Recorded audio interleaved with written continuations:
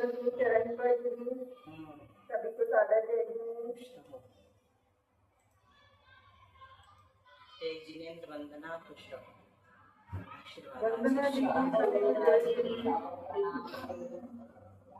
आज कोमटसार जीव कांड शुरू करते हैं। ओंकार नित्यं ध्यायन्ति योगिनः कामदं मोक्षदं चैव ओंकाराय नमो नमः।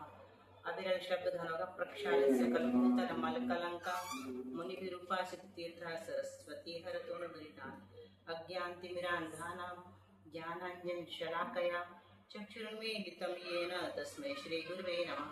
श्री परम गुरुवे नमः। परम्पराचार्य गुरुवे नमः।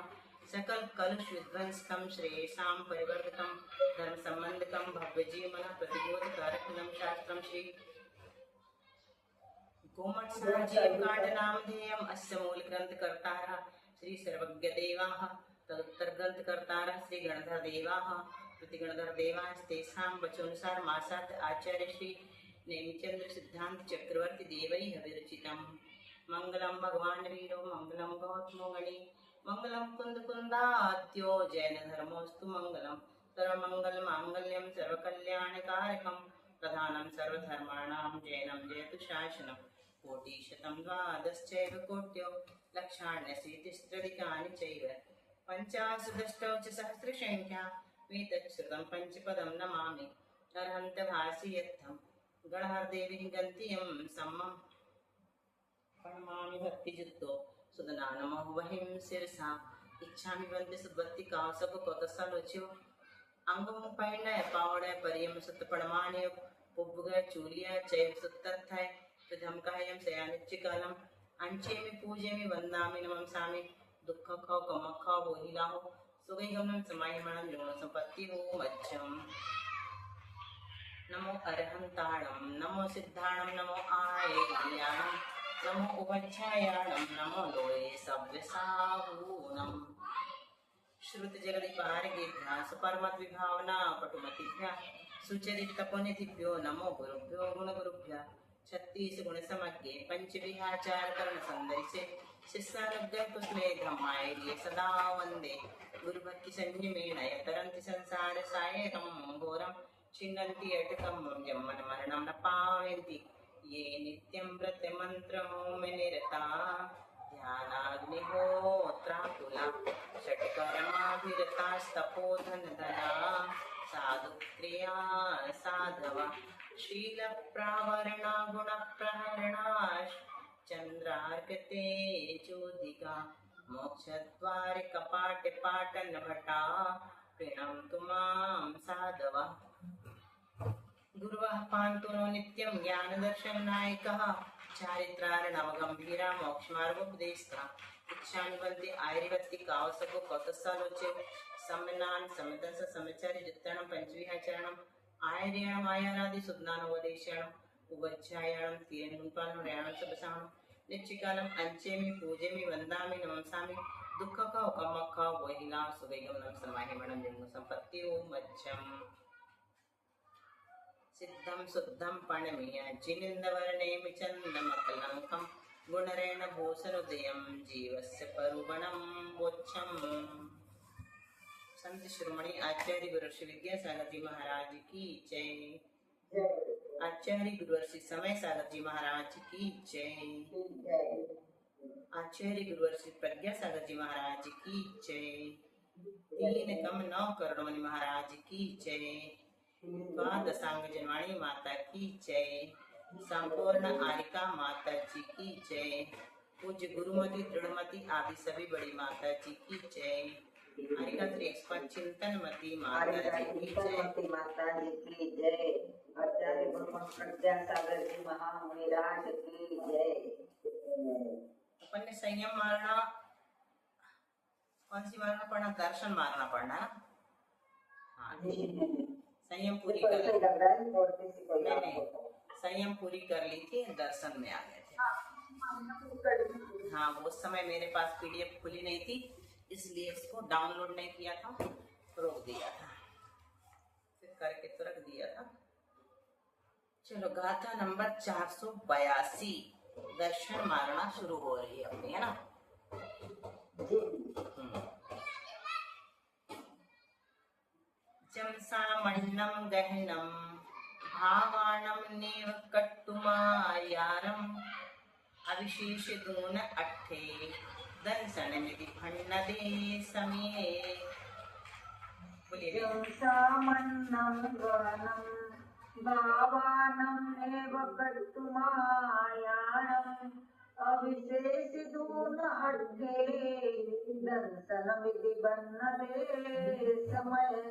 दीदी एक ही गाथा लिखते हैं ना द्रव्य संग्राम में। वही हम पूछने वाले थे, किसी को याद है कि ये गाथा कहाँ हाँ, है? याद है मेरे को गाथा।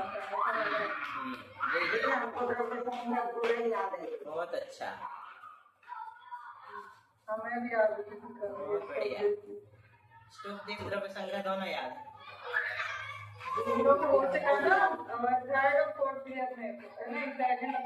तो याद भी करा देते क्या? हाँ याद किया था हमने, पहले ही कर लिया था जब फॉर्म में नहीं लगा था संस्थान का।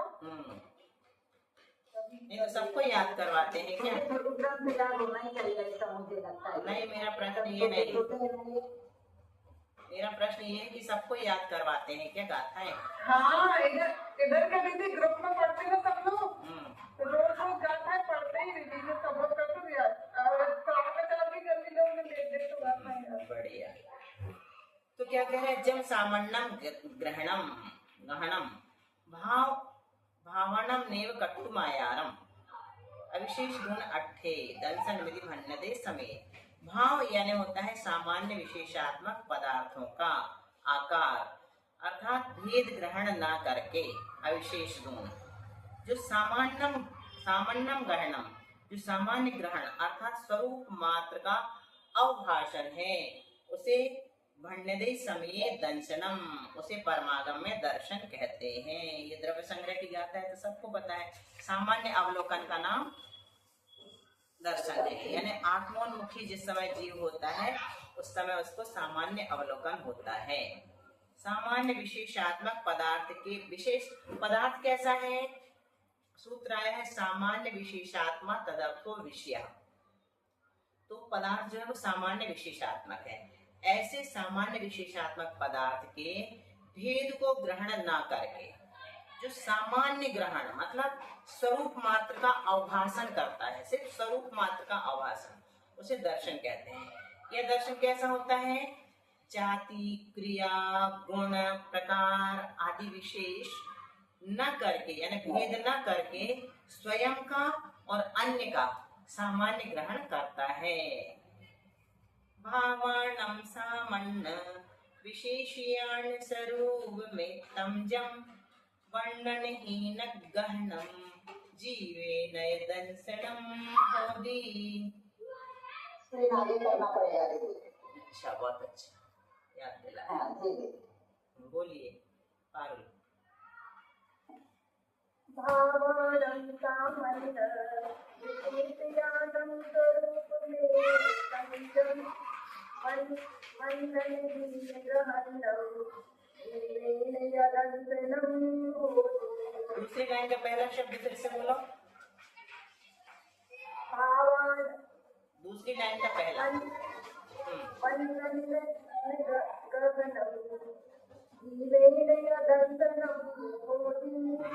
वर्णनहीन गहनम, ठीक है, सुधर गया दूसरी बार में।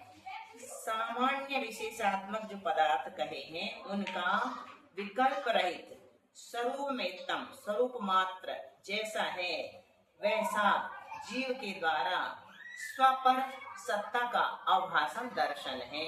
मतलब क्या बताया?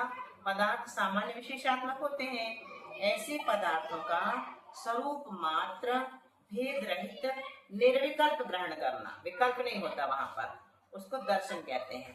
दर्शन का मतलब क्या होता है? आंखों से देखना नहीं है, बल्कि दर्शन नाम के गुण का कार्य है वहां पर, है ना।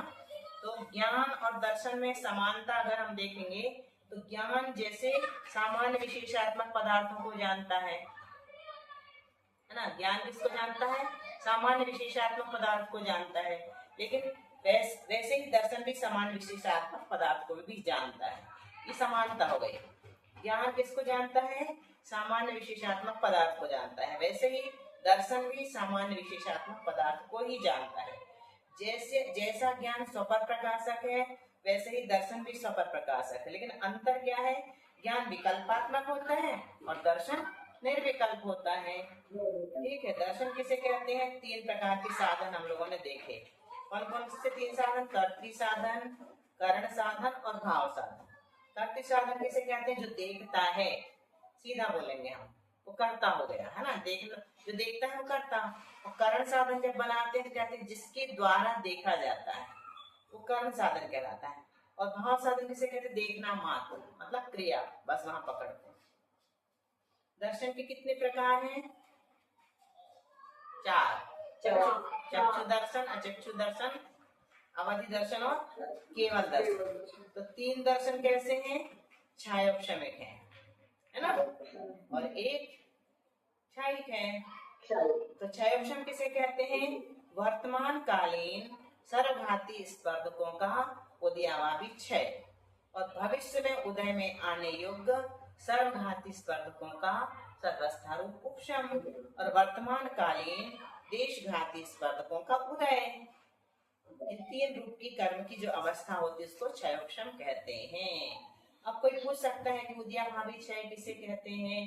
तो सर्वघाती प्रकृतियों का अनंत गुणाहीन होकर देशघाती में परिवर्तित होकर उदय में आने को उदयाभावी क्षय कहते हैं। क्या कहा? 2 प्रकार की प्रकृतियां हैं, सर्वघाती भी है और देशघाती भी है। तो सर्वघाती प्रकृतियां जो हैं उनका अनंत गुणाहीन होकर के देशघाती में परिवर्तित हो जाना और उदय में आ जाना, उसको उदयाभावी क्षय कहते हैं। इसमें सर्वघाती स्पर्धक जो है वो उदय में आने के एक समय पूर्व देशघाती रूप परिवर्तित हो जाते, देशघाती में परिवर्तित। स्क्रीन पर करिए। उदयाभावी क्षय, ये उदयाभावी क्षय, ये देखो। तो देशघाती ये लिखा है, लता एवं दारू का अनंतवा भाग क्या कहलाता है? देशघाती। और दारू का बहुभाग, या ये तो अपन कई बार देख चुके हैं लब्धि सार में भी, लता का पूरा लेना और दारू का अनंतवा इतना ले लिया है ना, इतना सा ले लिया। लता पूरा लेना है और दारू का थोड़ा सा ही हिस्सा लेना है। तो ये थोड़ा सा से मतलब अनंतवा भाग, तो ये हो गया देशघाती। और सर्वघाती में इसका बहुभाग, इसका पूरा और इसका पूरा, ये सर्वघाती। तो ये अनंत अनुभाग का अनंत गुणाहीन होना सर्वघाती का देशघाती रूप उदय होना कहलाता है। जैसे यहाँ पर अनंत गुणाहीन होकर के उदय में आता जा रहा है, इसी को उदयाभावी क्षय कहते हैं ना। ये पहले इतना था, इतना कम हो गया, फिर इतना कम हो गया, फिर इतना कम हो गया, ऐसे कम होते होते ये हीन होते होते उदय में आता है। ठीक है, एक बार बताइए क्या? उदयाभावी क्षय सर्वघाती जो प्रकृतियां हैं उनमें अनुभाग है, तो वो जो अनुभाग है वो अनंत गुणाहीन होकर के इतना कम हो जाता है कि देशघाती में परिवर्तित हो जाता है। जैसे उदाहरण देखो, दर्शनावरण के उदाहरण बोलो। 5 निद्राओं, 5 निद्रा कैसी हैं? सर्वघाती हैं। और चक्षु दर्शन, अचक्षु दर्शन, अवधि दर्शन में 3 दर्शन तो देशघाती हैं और 1 दर्शन सर्वघाती है। तो इस प्रकार से जो सर्वघाती प्रकृतियां हैं उनका अनुभाग घटेगा और वो देशघाती में परिवर्तित हो जाएगा। इस रूप होकर के जब उदय में आएंगे तो उसको उदयाभावी क्षय कहेंगे। यहाँ पर उदयाभावी क्षय दिखाया है। दीदी इसकी पीडीएफ डाल देना दीदी अपने ग्रुप में। मैंने डाल दी है शायद, देखना, किसी ने बोला था मुझसे, चेक कर लेना। सब देशघाती हो जाएंगे। हाँ, देशघाती रूप हो जाएंगे। ये वाला क्षयोपशम जब बनाते ना, क्षयोपशम तभी बनता है वर्तमान कालीन सर्वघाती स्पर्धकों का उदयाभावी क्षय हो गया, मतलब उदय में आने के एक समय पूर्व देशघाती रूप हो गया। और उपशम भी होगा वहां पर, तभी तो क्षय और उपशम मिक्स होगा ना, क्षय उपशम कहलाएगा। तो उपशम किसका होगा? भविष्य में उदय में आने योग्य जो सर्वघाती स्पर्धक है उनका सर्वस्था रूप उपशम कर दिया, उनका तो उपशम में उपशमित ही रहेंगे। और उदय किसका होगा? तो वर्तमान कालीन देशघाती स्पर्धकों का उदय होगा। इन 3 रूप कर्म की अवस्था को क्षय उपशम कहते हैं। तो सिर्फ इतना ही याद रखना है कि अनुभाग का अनंत गुणाहीन होना, सर्वघाती का देशघाती रूप उदय सर्वस्था रूप उपशम किसे कहते हैं? तो वर्तमान समय को छोड़कर भविष्य में उदय में आने वाले एक को छोड़ दो, एक वर्तमान समय को छोड़ दो, वर्तमान समय को छोड़कर ये वाला, ये वर्तमान है, इसको छोड़ दो। भविष्य में उदय में आने वाले, ये सब भविष्य में उदय में आने वाले, आगामी काल में भविष्य में उदय में आने वाले कर्मों की सत्ता में रहने को, ये सत्ता ही में बने रहेंगे, बिल्कुल उदय में नहीं आएंगे, तो ये क्या कहलाएगा? सदवस्थारूप उपशम कहलाएगा। ठीक है, स्पष्ट दिख रहा है, ये आगामी काल के हैं और ये वर्तमान का है, बस यही उदय में आएगा तो सर्वघाती देशघाती रूप परिवर्तित होकर उदय में आएगा। आगे मनीषा। लब्धि सार का थोड़ा रिवीजन जैसा है अभी। चक्षुण जंपयासै दिस्तैतं चक्षुदंशनं वेत्ति शेषिन्द्रियपयासो नायकोऽसो अचक्षुति। चक्षुर्जम्पयासै निश्चैतं चक्षुदंशनं वेत्ति शेषिन्द्रियपयासो नायकोऽसो अचक्षुति। चक्षुण जंपयासै, नेत्र संबंधी जो सामान्य ग्रहण, सो जिसके द्वारा देखता है, दिशय प्रकाशता है, अथवा उस नेत्र के विषय का प्रकाशन, उसे गणधरादिक चक्षु दर्शन कहते हैं।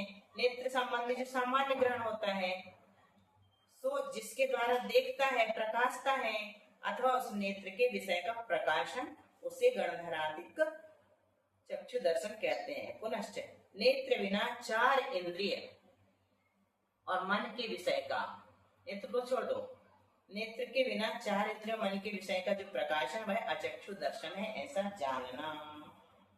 बहुत अच्छी परिभाषा है दीदी।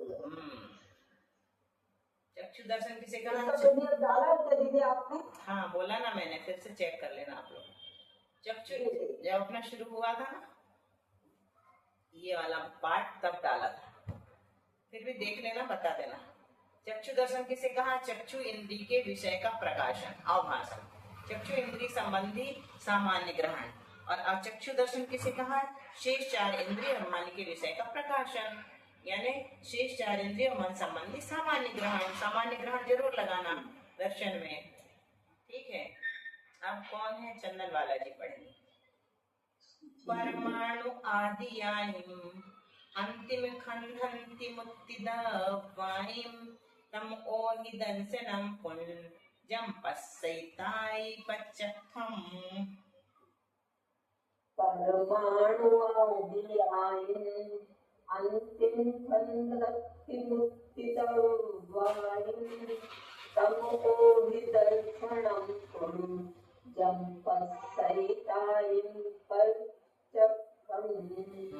सागर बंदे का परमाणु से लेकर परमाणु आदि आए, यानी परमाणु से लेकर अंतिम खंडम यानी महास्कंद तक जो मूर्ति दवाएं, मूर्तिक द्रव्य, उनको प्रत्यक्ष देखता है। पच्चखम, पस्सई यानी देखता है। तम ओहि दर्शनम, वह अवधि दर्शन है। इस अवधि दर्शन पूर्वक ही क्या होता है? अवधि ज्ञान होता है। अब अवधि दर्शन के बारे में बताया। परमाणु से लेकर महास्कंद पर्यंत मूर्तिक द्रव्यों को जो प्रत्यक्ष देखता है उसे अवधि दर्शन कहते हैं।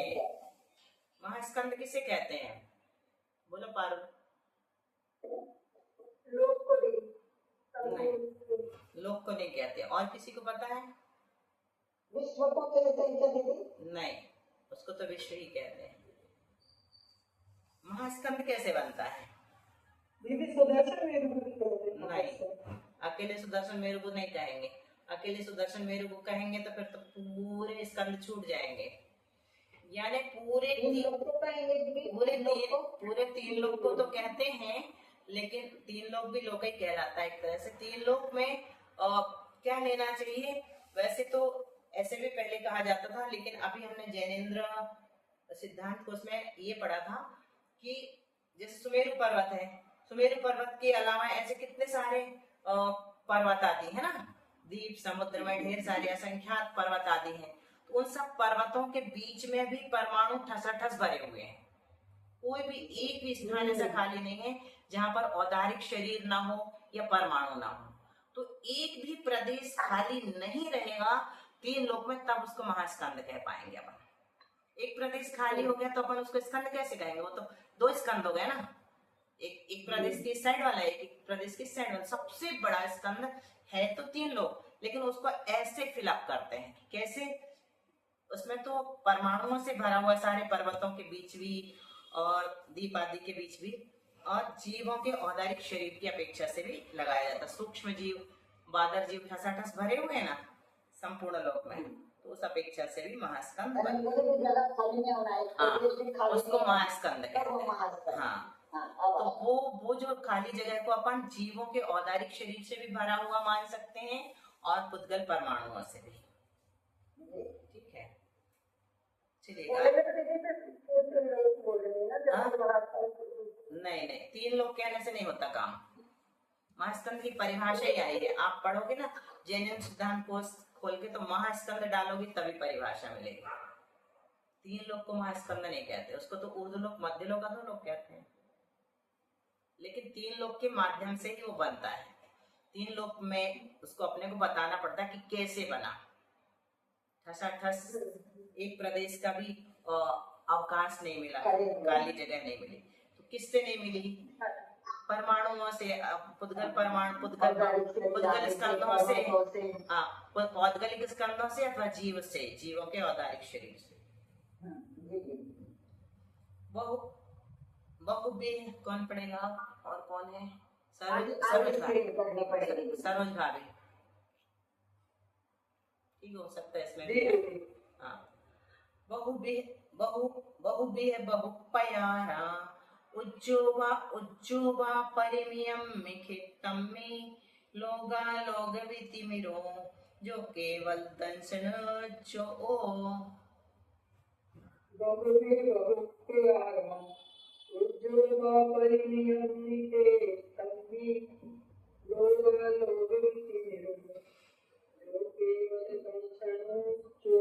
बहुत अच्छा। देखो हमको लगा था हम पढ़ नहीं पाएंगे, और आपने ये वाली गाथा और अच्छे से पढ़ी, सही कह रहे हैं, बहुत अच्छे से पढ़ा। खूब अच्छा। इसके पहले जो आंटी ने पढ़ी वो भी बहुत अच्छी चल हाँ, वो भी बहुत अच्छा पढ़ी। सबको पढ़ना आने लगा।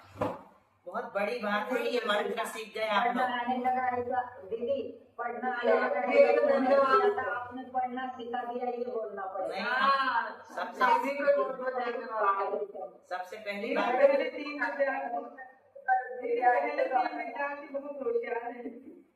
नहीं, अब सभी एक से हो गए हैं, उनसे सुन के। देखो, हम कुछ बताने वाले थे।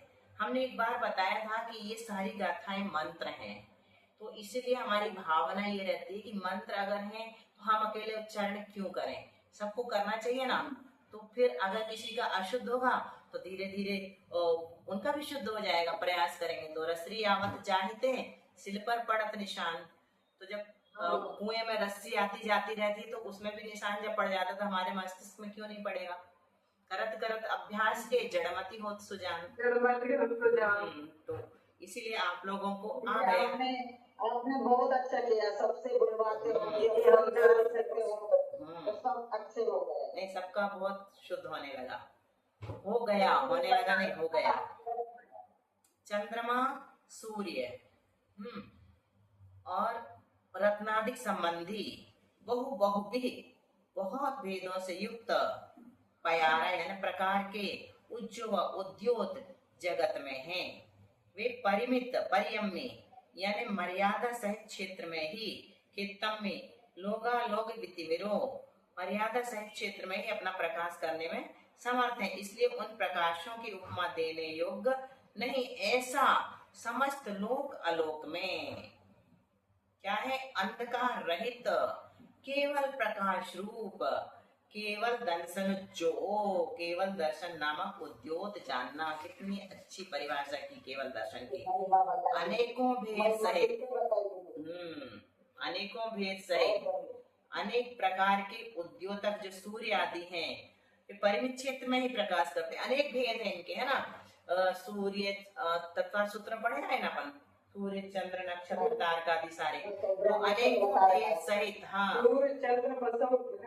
नक्षत्र किरण तारकाश्च, अनेक दीदी मुझे लगता है दीदी की एक गाथा याद कर लेना चाहिए ताकि केवल दर्शन की महिमा हम गा सकें। बिल्कुल बिल्कुल गाना ही है, सब याद करना है अपने को। और अपने को अंतर मुहूर्त में पाठ करने वाले कौन होते हैं पता है? कौन सी रिद्धिधारी होते हैं?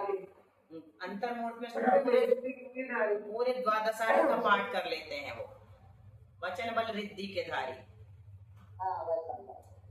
अनेकों भेद सहित ऐसी भावना तो भाना चाहिए, क्योंकि अपने अंदर जब केवल ज्ञान प्राप्त करने की शक्ति है, सिद्धत्व प्राप्त करने की शक्ति है, तो ये सब तो अपने को मिलेंगे ही ना। देखो हमने एक दिन और बताया था, तुच्छ की आकांक्षा करने वाला, तुच्छ यानी बिल्कुल छोटी चीज, क्षुद्र, तो तुच्छ की आकांक्षा करने वाला तुच्छ को यदि पा भी लेगा तो क्या खुशी मनाएगा? उसने तो छोटा सा मांगा था, मिल गया, खुशी की बात ही नहीं है। और विराट की आकांक्षा करने वाला अगर विराट को नहीं भी पा पाता तो कम से कम खुशियां तो मना लेता ना सेठ चिल्ली की। इसलिए आकांक्षा तो विराट की करो, छोटी मत करो। जिस दिन से अपन चौका लगाना शुरू करते हैं उसी दिन से भावना आते हैं, आज चष्टी आ जाएंगे, आज चष्टी आ जाएंगे, आज चष्टी की हो जाते हैं तो दूसरे नंबर वाले महाराज जी आ जाएंगे, तीसरे नंबर वाले आ जाएंगे, सभी महाराज जी आ जाएंगे, एलक जी आ जाएंगे। तो कितनी अच्छी भावनाएं है ये। की भावना कितनी अच्छी। तो परिमित क्षेत्र में ही प्रकाश करते हैं ये सब सूर्य आदि ना, परंतु जो लोक आलोक में अंधकार रहित प्रकाश रूप है वह केवल दर्शन है। अंधकार रहित लोक आलोक को प्रकाशित करता है, जो त्रैकालिक पदार्थों का युगपत सामान्य आभाषण करे, केवल दर्शन पूर्वक होता है। संसारी जीवों को दर्शन पूर्वक ज्ञान होता है, अनंत सिद्ध को दर्शन ज्ञान युगपत पाए जाते हैं। उनको केवल दर्शन पूर्वक केवल ज्ञान हो ऐसा नहीं होता, उनको एक साथ हो जाता है, अपना क्रम से होता है। दर्शन पहले होगा फिर द्रव्य संग्रह की गाथा है ना, दंसन पूर्वनानम चरुमत्तानम नगुणियो ब्रह्मा केवली नाहे दिगों तुते दोगी। बहुत अच्छा, ठीक है ना? बहुत अच्छा, बोली क्या? बिल्कुल ठीक। चलो अब किसकी आपने कल हमको होमवर्क भी दिया था, लब्धि सार की गाथा 2 नंबर की निकली होगा। लब्धि सार 2 नंबर की निकल गई। चलिए 2 नंबर बढ़िया, बोलो।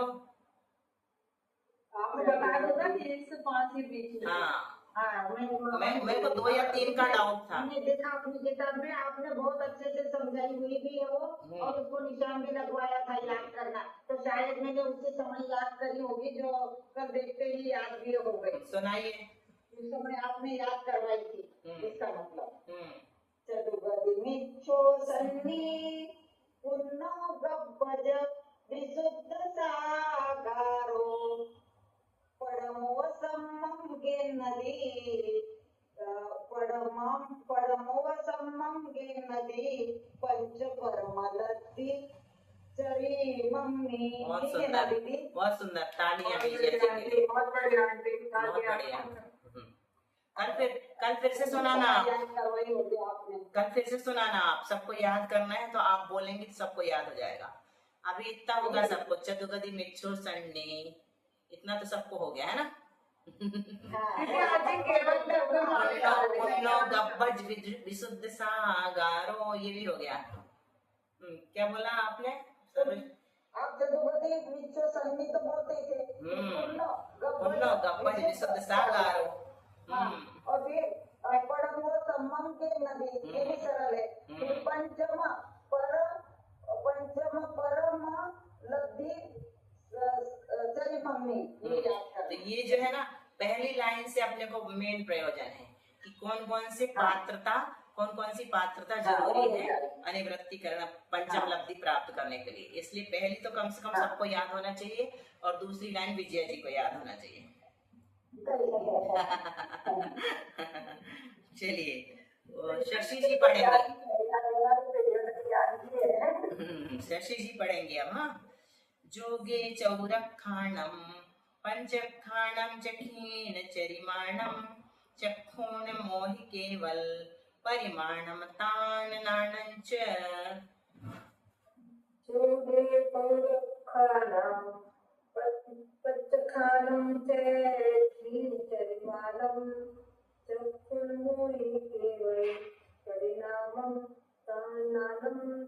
बहुत अच्छा, एक बस चुक गया, परिणामम ने परिमाणम, है ना? ठीक है। मिथ्या दृष्टि से लेकर क्षीण कसाय गुणस्थान पर्यंत, कौन सा गुणस्थान है क्षीण कसाय? 12वां, तो रट गए। जितने पंचेंद्रिय हैं उनका तथा चतुरिंद्रिय जीवों की संख्या का परस्पर जोड़ देने से जो राशि उत्पन्न हो उतने ही चक्षुदर्शनी जीव हैं। जब राशि आ जाए ना तो समझ लीजिए कि ये चैप्टर पूरा होने वाला है ना? इतना तो अपन को समझ में आ गया। अंत में क्या करते हैं, वो राशि बता करके और फिर चैप्टर बदल जाता है, लिस्ट आ जाएगी।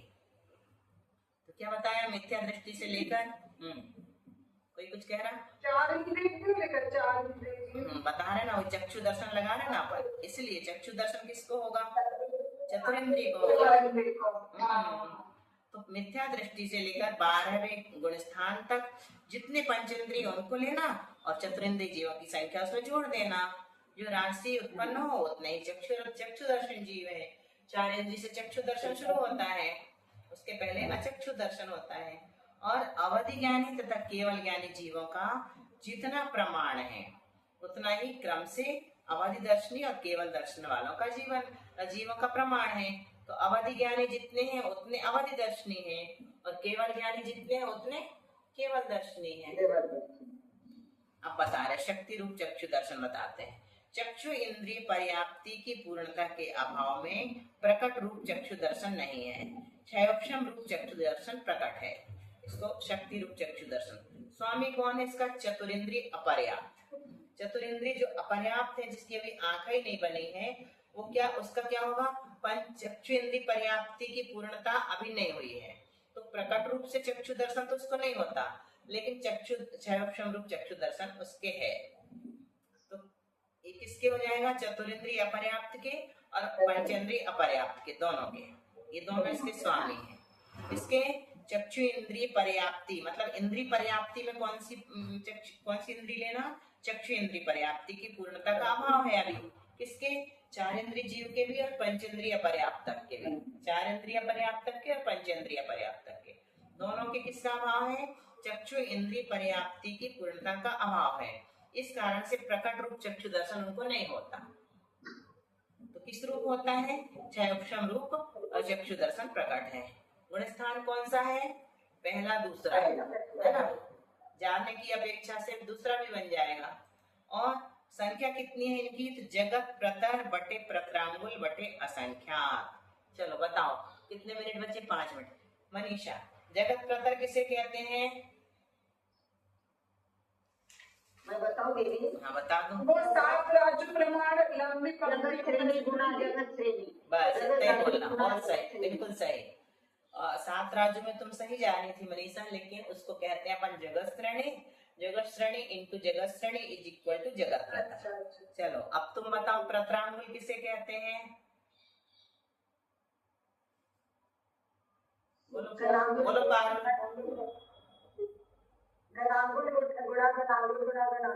नहीं बोलिए, विजया जी बोलिए, आप सही बोल रही थी। आपके मुख से कुछ सही नहीं, वो नहीं। देखो अभी सिर्फ मैं अलग से पूछ रही हूँ, परिभाषाएं पूछ रही हूँ, जो लिखा है इसको नहीं पढ़ना है। प्रत्रांगुल किसे कहते हैं? हाँ बोलो, प्रत्रांगुल किसे कहते हैं? किसी को याद आ रहा? बोलो। हाँ चंदन वाला जी राइट। सूच्यांगुल इंटू सूच्यांगुल इज इक्वल टू प्रत्रांगुल। सूच्यांगुल इंटू सूच्यांगुल इंटू सूच्यांगुल 3 बार करेंगे तो घनांगुल। नहीं तो इसलिए तो रिवीजन कर दिया ना। अब यहाँ पर और रिवीजन हमने भले कर लिया, लेकिन यहाँ पर संख्या बताई किसकी? शक्ति रूप चक्षु दर्शन वालों की। जिनके पास शक्ति से चक्षु दर्शन है वो कितने हैं? तो जगत प्रतर में हमें प्रत्रांगुल बटे असंख्यात का भाग देना है। जितना आए उतना प्रमाण जो है वो शक्ति रूप चक्षु दर्शन वालों के, मतलब 4 इंद्रिय और पंचेंद्रिय अपर्याप्तक जीवों के हैं। और व्यक्ति रूप चक्षु दर्शन कैसे पढ़ेंगे दीदी अपन? जो लिखा है जगत प्रतर डिवाइडेड बाय प्रत्रांगुल डिवाइडेड बाय असंख्य। नहीं सुना आपने? बताया ना, प्रत्रांगुल बटे असंख्यात का जगत प्रतर में भाग दे दो। फिर से बोलिए दीदी। प्रत्रांगुल बटे असंख्यात का जगत प्रतर में भाग दे दिया। प्रत्रांगुल में पहले असंख्यात का भाग दिया, जो आया उसका जगत प्रतर में भाग दे दिया। जो आया वो इन दोनों की संख्या है, अपर्याप्तक चतुरिंद्रिय की और अपर्याप्तक पंचेंद्रिय की। ठीक है जी। अब चलो व्यक्ति रूप चक्षु दर्शन। व्यक्ति रूप चक्षु दर्शन किसे कहते हैं? जहाँ चक्षु दर्शन का उपयोग रूप प्रवर्तन पाया जा सकता है। उपयोग कर रहे हैं, आंख से देख करके और दर्शन हो रहा है, फिर उसके बाद ज्ञान हो रहा है। उसके स्वामी कौन है? तो चतुरेंद्रिय पर्याप्त हैं और पंचेंद्रिय पर्याप्त भी हैं। गुण स्थान कौन सा बनेगा? 1 से लेकर 12 तक बन जाएंगे। और संख्या कितनी है इनकी? उससे कम है कि ज्यादा है? जगत प्रतर में प्रत्रांगुल बटे संख्यात का भाग दिया। बड़ी संख्या नहीं, कम रहेगी, नहीं कम रहेगी।